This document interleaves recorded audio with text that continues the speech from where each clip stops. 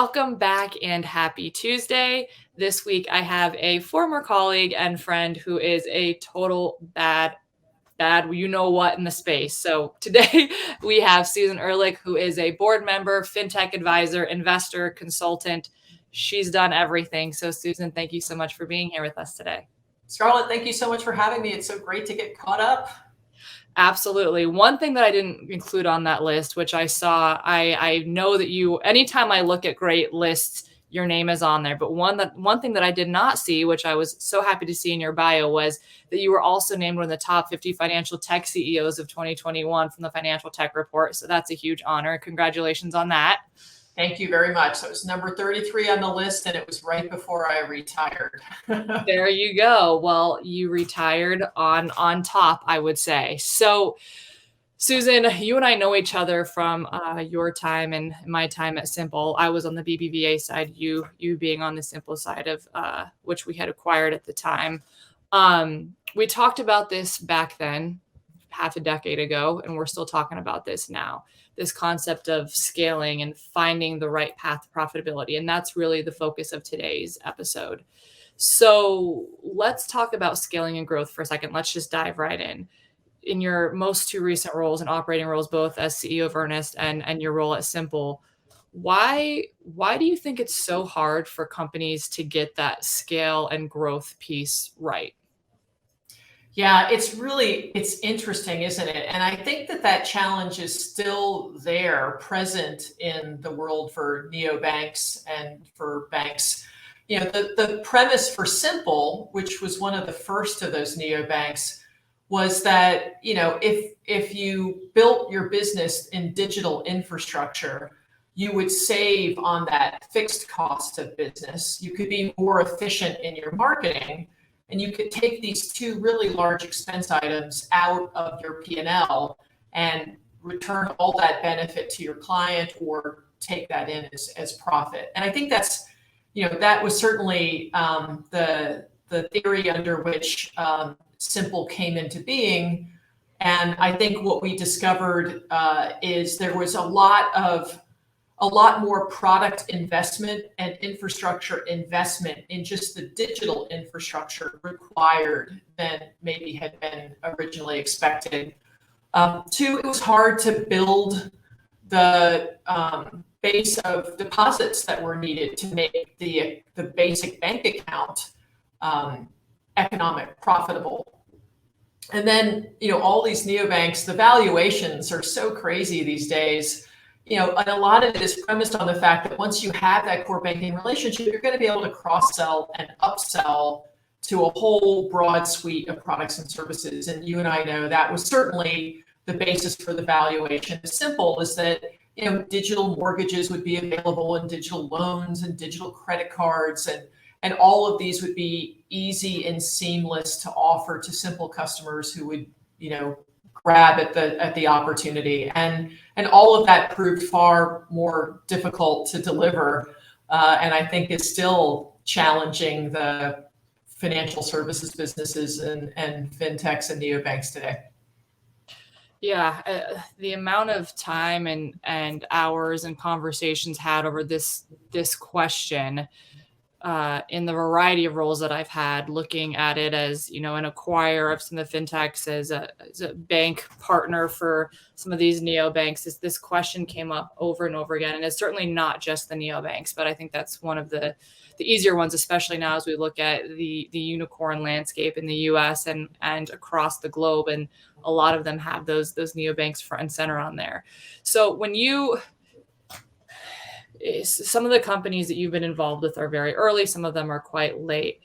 When is, from Susan's brain, when is the right time to really like hyper focus on scale and growth? What stage of company are we looking at? Where are they at in their life cycle?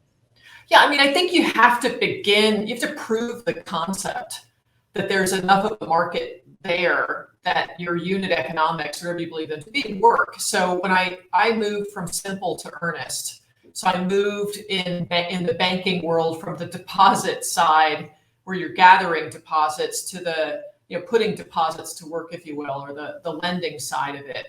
And banks make money on the lending side. Like that banking makes money on the lending side. And I think that's always been the case.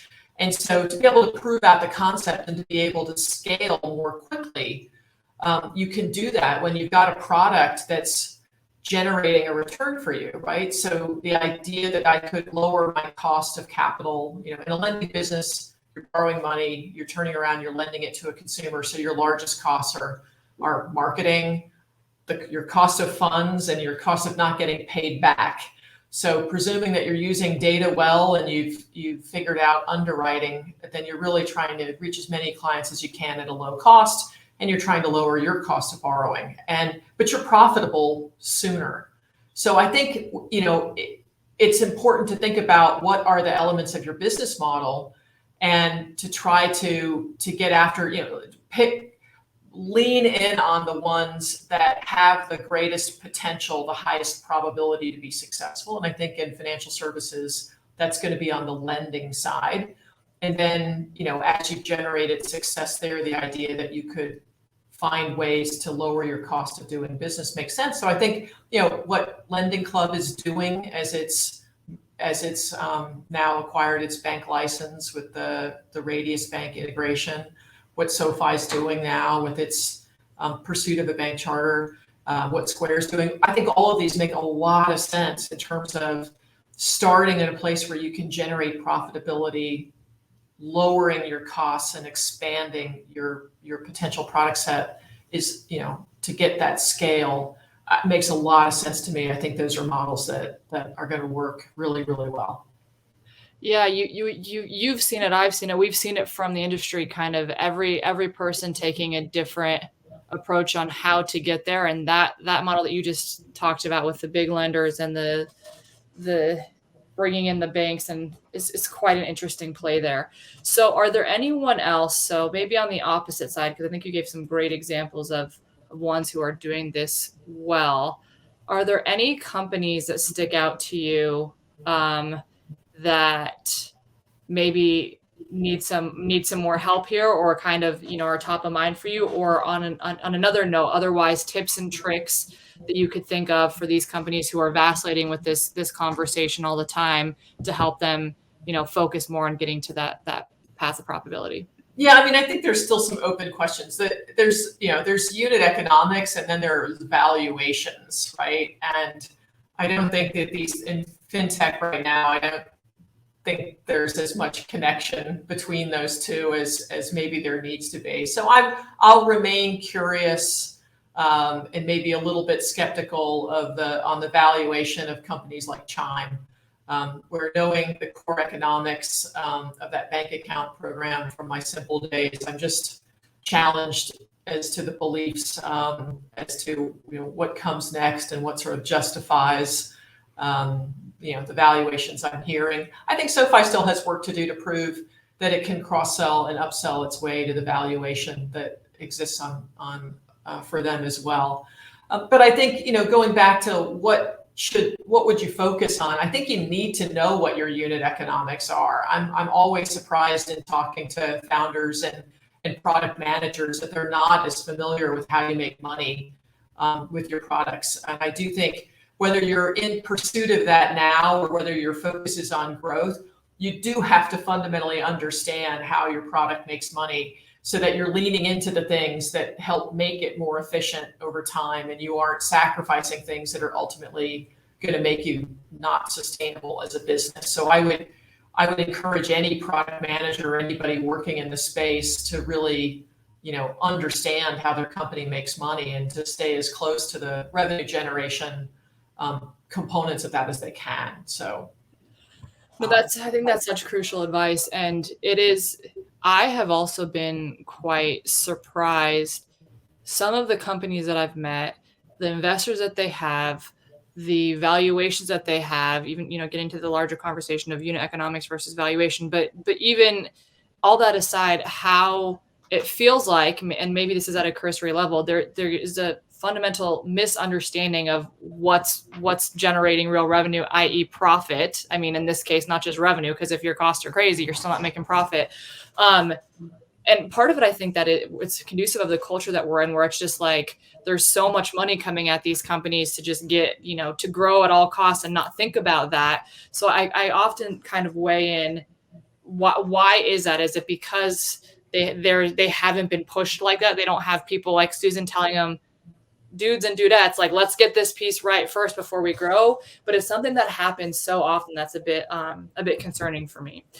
So yeah, I don't know that there's a good answer in that, right? I mean, I think it is, what are investors looking for, and if they, have a premise that scale in and of itself is going to be worth something to someone, then they're going to invest in that and not try to demonstrate or prove concept on the profitability of those client relationships. But I think ultimately over time, you know, we would talk about it in lending. Acquiring an account in lending is super easy. Like, giving away the money is not the challenging part in financial services. It's, making sure you did that prudently so you're getting it back over time with interest is the challenge. So I think it's early innings still with the level of investments that are happening.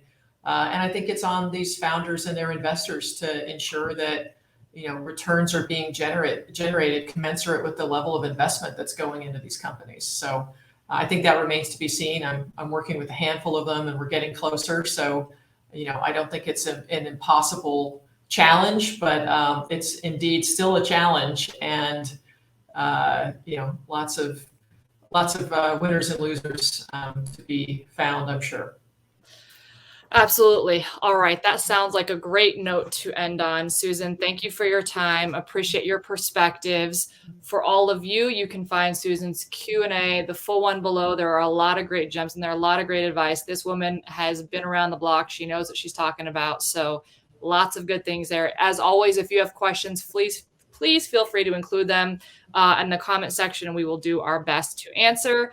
Susan, I will see you not too long from now in Vegas, and I'm sure we will have 2020. Yes, thank you so much. Look forward to seeing you there. Thank you. Awesome. Have a good day.